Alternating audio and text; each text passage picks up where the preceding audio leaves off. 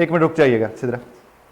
अब आप जरा सुनिएगा लिसनिंग के, जिस तरह मैंने आपसे स्पीकिंग के डूज एंड डोंट्स के ऊपर बात की, अब मैं आपसे लिसनिंग के डूज एंड डोंट्स के ऊपर बात कर रहा हूं। सबसे पहला काम जो मैं हमेशा आपसे कहता रहता हूं कि लिसन केयरफुली, बल्कि मैं तो कहता हूं लिसन केयरफुली के साथ लिसन कंप्लीटली। आप इसको मुकम्मल, चूंकि देखिए स्किम स्कैन आप उसमें तो कर जाते हैं रीडिंग में, लिस्टिंग में आपको मुकम्मल सुने, लेकिन स्कैन स्किम आप कर रहे होते हैं जो आपके सामने टेक्स्ट पड़ी होती है। तो पहला क्या है, लिसन केयरफुली, खास तौर पर टू द इंट्रोडक्शन पार्ट। जो आपका इंट्रोडक्शन पार्ट होता है, पहले वाला टुकड़ा होता है, उसको बहुत ध्यान से सुने। और कुछ लोग क्या करते हैं, वो उस वक्त सवाल पढ़ते रहते हैं, वो वहां से बोलता रहता है और अचानक सवाल शुरू होते, फिर आप कनेक्ट होने के चक्कर में वो नहीं समझ आता, लिहाजा उधर से आप क्या हो जाते हैं, उसके साथ अटैच हो जाते हैं, थोड़ा फेमिलियर हो जाते हैं। सो उससे क्या होता है, एक तो इन्फॉर्मेशन भी यूजफुल आपको मिल रही होती है कि सिचुएशन क्या है, बात किसकी हो रही है, आप कनेक्टेड रहते हैं। और गैस भी इंसान तब लगा सकते हैं जब पूरी बात सुनता है। दूसरा नंबर क्या है, use the time at the beginning of each part. Her part के शुरू में आपको जो थोड़ा बहुत टाइम मिल रहा होता है, आप उसको बेहतर तौर पर इस्तेमाल करें रीड करने में जो आपके पास सवाल आ जाते हैं। कि आपने लुक थ्रू भी करना है and think about the topic भी, उसमें से देखना भी है उसको और सोचना भी है कि ये टॉपिक कौन सा इसका हो सकता है।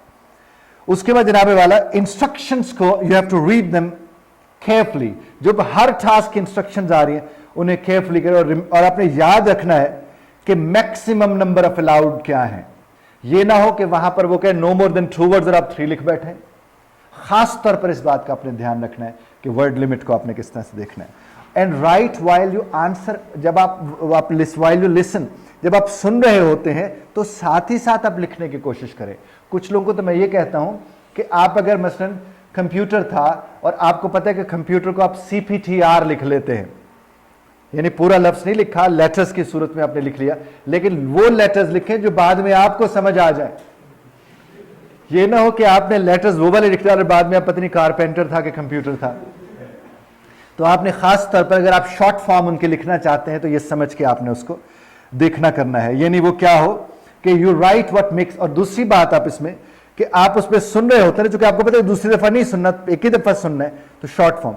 तीसरा यह है कि जब आप ब्लैंक्स में, खास तौर पर मैंने आपको ग्रामर के पढ़ाया था जब मैं आपको समरी राइटिंग और वो करवा रहा था रीडिंग का, तो आप इधर भी ब्लैंक्स उधर भी, जब ब्लैंक्स आती हैं तो ब्लैंक्स को जब आप फिल करते हैं तो मेक सेंस को जहन में रखें कि जो सेंस को भी मेक करे।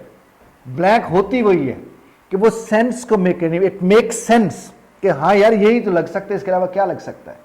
तो अक्सर उसकी जगह पर भी ठीक हो जाती है चीजें। वो जो आपको क्लू होता है इधर और इधर के लफ्ज वाला कॉन्टेक्चुअल क्लू, उसकी मदद से आप उसे वो फिल कर सकते हैं। और जैसे मैंने आपसे पहले अर्ज किया कि नो मोर देन 2 वर्ड्स है तो नो मोर देन 2 वर्ड्स का ख्याल रखें, नो मोर देन 3 वर्ड्स है तो नो मोर देन 3 वर्ड्स का ख्याल रखें, इसको खास तौर पर।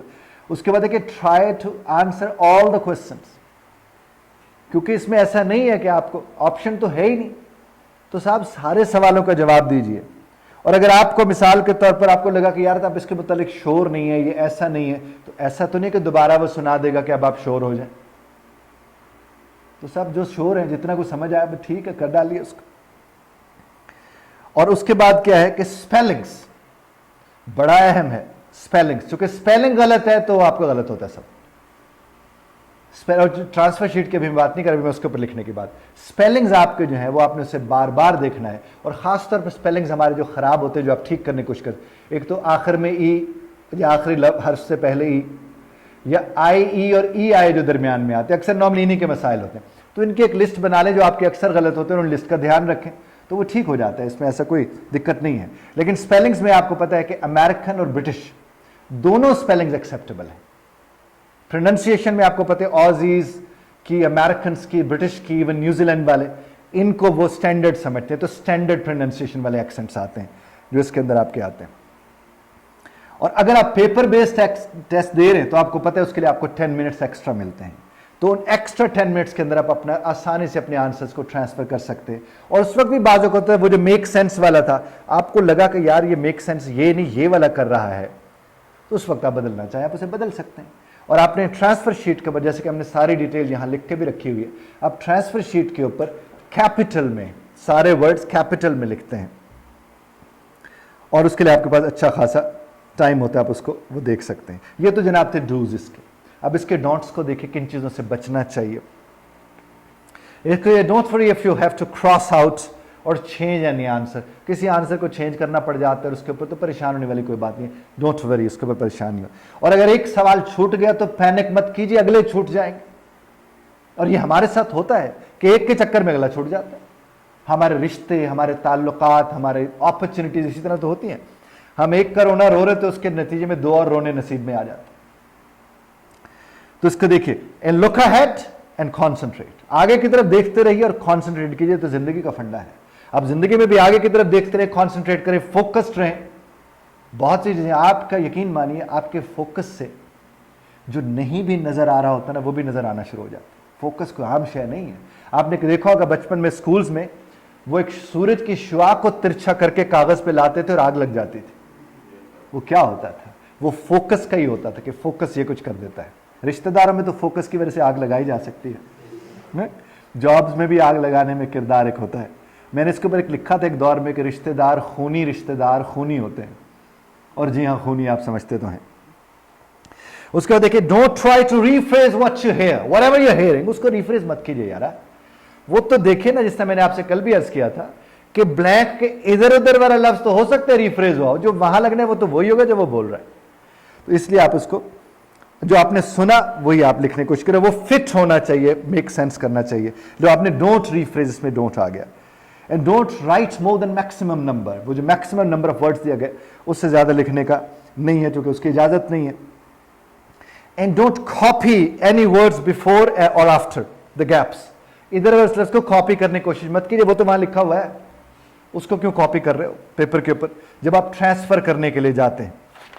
उसके बाद जनाब क्या है, read through the text quickly, तेजी से क्विकली को रीड थ्रू करने, ताकि आप टॉपिक को थोड़ा फेमिलियर हो। और फिर आपको क्या होगा कि आपको अंदाजा होगा गैस में, चूंकि एस्टिमेशन बहुत ज्यादा इंपॉर्टेंट होती है। गैस ही तो कर रहे होते हैं, नोन, जिस तरह मैंने आपको पिछले दिन लेक्चर के ऊपर दिया कि नोन की बुनियाद पर अननोन को गैस कर रहा होता है।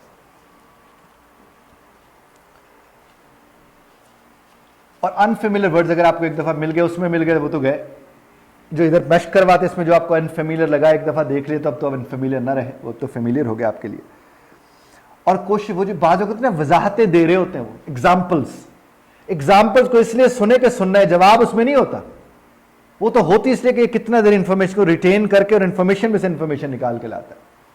जिस तरह मिसाल के तौर पर मैं एक मिसाल ये देता हूं, तो आपसे भी एक मिसाल शेयर करता हूं कि आपका दोस्त आया और आपके पास मल्टीपल चॉइस क्वेश्चन में आया हुआ है ऑप्शन कोका कोला का, पेप्सी का, टी का और कॉफी का। और आपका दोस्त आया है और उधर लिखा है व्हाट डिड ही टेक, या व्हाट डिड अली और जॉन टेक, वहां सवाल लिखा, नीचे लिखा कोका कोला, पेप्सी, कॉफी और टी। अब गुफ्तगू शुरू होती है। जॉन आया, उससे अस्सलाम वालेकुम, वालेकुम सलाम। जो अली है उससे बात हुई, उसने पूछा कैसे हो, ठीक हो, अभी गुफ्तगू चल रही है। देखिए ये सारी दर दर की बात है, हमें तो चाहिए वो कॉफ़ी ले रहा है, कोको क्या ले। करते करते हमने उससे पूछा कि हाँ भाई क्या पियोगे। उसने कहा है तो क्या तुम्हारे पास क्या है। उसने कहा मेरे पास, मेरे ख्याल में, अच्छा मैं देखता हूँ क्या पड़ा हुआ है। फ्रिज खुलता है, बंद होता है, कहते हैं यार मैंने कोक रखी हुई थी, वो तो अब नहीं पड़ी हुई। मैं देखता हूँ पेप्सी कहीं मैंने बाहर रखी थी, वो पड़ी है कि नहीं पड़ी। इतनी देर में पूछता है यार इसके अलावा कुछ और है तुम्हारे पास, कुछ हॉट में, वार्म। उसने कहा हाँ कॉफ़ी और चाय को मैं देख लेता हूँ। वो कहते हैं हाँ यार उनमें से कोई देख लो। वो जाता है, फिर कबर्ड खुलती है, बंद होती है। कहते हैं यार कॉफ़ी तो खत्म हो गई, चाय पड़ी हुई है। कहते हैं यार छोड़ो, वो पेप्सी ले आओ। अब वहां टिक क्या होगा, पेप्सी। जिसने पूरा सुना वो तो ठीक, और जिसने पहली दफा सुना उसने पेप्सी तो पड़ी, उसने वो पेप्सी आ गया नहीं, तो उसका तो फिर कोई नतीजा नहीं निकलेगा। उसके बाद देखिएगा, don't forget that you must write your answers on your answer sheet. हमने इसलिए पहले दिन आपको आंसर शीट देते हैं और कहते हैं रोजाना मश्क करें। ये जो चारों के चारों स्किल्स रोजाना हम कराते हैं, इसीलिए तो कराते कि आप उस प्रोसेस से गुजरें, ताकि आपको उस दिन कुछ नया ना लगे, क्योंकि उसमें 10 मिनट के अलावा कोई एक्स्ट्रा टाइम नहीं मिलने का आपको। और इसके बाद यह कि एक जवाब मांगे तो एक लिखो ना, ये जो स्लैश लगा के लिखोगे कि ये भी हो सकते हैं और मशीन शायद मेरे दोनों आंसर एक्सेप्ट करते हैं, मेरे एहतियात नहीं बाबा नहीं, वो ऐसा बिल्कुल भी नहीं करेगी। जो आपको करेक्ट लग रहा है वो आप करेक्ट लिखे। और यहां तक कि ये कहा गया, अगर आपने 2 लिख लिए स्लैश लगा के, एंड और लगा, और उसमें से एक ठीक है, तो इसका मतलब आपने ठीक नहीं किया, तो वो मशीन आपके साथ ठीक नहीं कर रही है, वो गलत ही तसव्वुर किया जाएगा। Am I clear? और प्लीज लाइफ स्किल समझ के पूरा सुनना शुरू कीजिए, इससे फर्क पड़ेगा। बहुत शुक्रिया ध्यान से सुनने का। अब नमाज के लिए हम लोग चल सकते हैं।